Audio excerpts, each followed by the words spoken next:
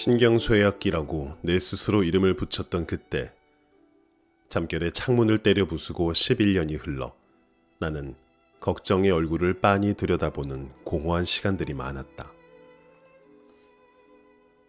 부모님이 아침 일찍 일을 나가시면 나와 여자친구는 온종일 집안에 있었다. 이 기간에 대해 글을 쓰니 기분이 좀 이상하다. 사실 별로 쓸 게 없다. 겉으로 보기에는 내 인생에서 가장 사건이라고 말할 것이 없는 시기였다.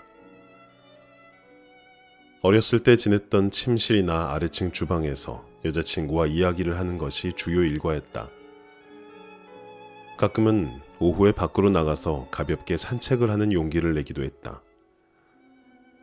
고작해야 200~300m 거리의 근처 가게에 들르거나 조금 더 과감한 날은 더 멀리 읍내 반대편의 트렌트 강변까지 나가기도 했는데, 그러려면 어린 시절 기억이 생생한 길을 지나야 했다. 나는 이렇게 달라졌는데 어떻게 다들 그렇게 똑같을 수가 있을까? 가끔은 신문과 깡통 수프, 빵을 사서 집으로 돌아와 신문을 조금 읽다가 수프를 끓여 먹었다. 그러다가 저녁 준비를 돕곤 했다. 그게 전부였다. 이야기하고 앉아있고 걷고 평범보다 더 평범한 일상의 연속이었다.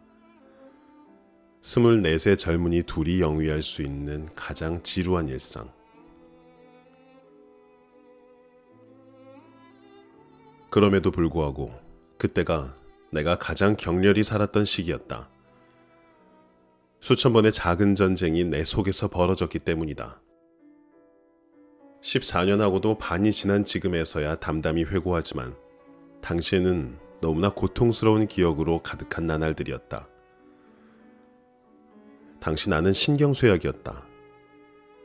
매일 할 수 있는 만큼 하라 라는 말이 얼마나 옳은 말인지 온몸으로 체감했다. 하루는 나에게 거대한 산과 같았다. 일주일은 히말라야 산맥 등정과 같았다. 시간이 상대적이라고들 하는데 정말 그 말은 옳다. 아인슈타인은 사랑과 고통 사이의 차이점을 상상하면 상대성을 이해할 수 있다고 말했다. 예쁜 여자와 함께 있을 때는 1시간이 1초와 같다. 불씨가 남은 뜨거운 재 위에 앉아 있다면 1초가 1시간 같을 것이다. 매 순간이 나에게는 뜨거운 재였다. 그리고 내 유일한 희망 한 가지는 낫는 게 아니라 시간이 빨리 지나가는 것이었다. 9시에서 10시가 되기를 간절히 바랬다. 아침이 오후이기를 원했다. 9월 22일은 9월 23일이기를 격렬히 원했다. 빛은 어둠이기를, 또 어둠은 빛이기를 바랬다. 어릴 때부터 있던 장난감 지구본이 그때까지 방에 있었는데 그 지구본을 돌리면서 세상이 다음 1000년으로 넘어가기를 기원했다. 나는 사람들이 돈에 집착하듯 시간에 대한 강박관념이 있었다. 시간은 내가 가진 유일한 무기였다. 돈을 모으듯 시와 분을 모으려 했다. 내 머릿속에서 휘몰아치는 온갖 불안의 소용돌이 속에 오늘은 이 불안이 시작된 지 22일째인 10월 3일이다라는 생각이 마치 희망의 부표처럼 떠 있었다.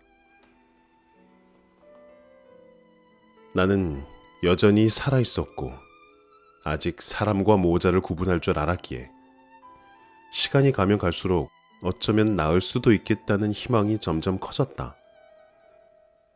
그러나 항상 그렇지는 않았다.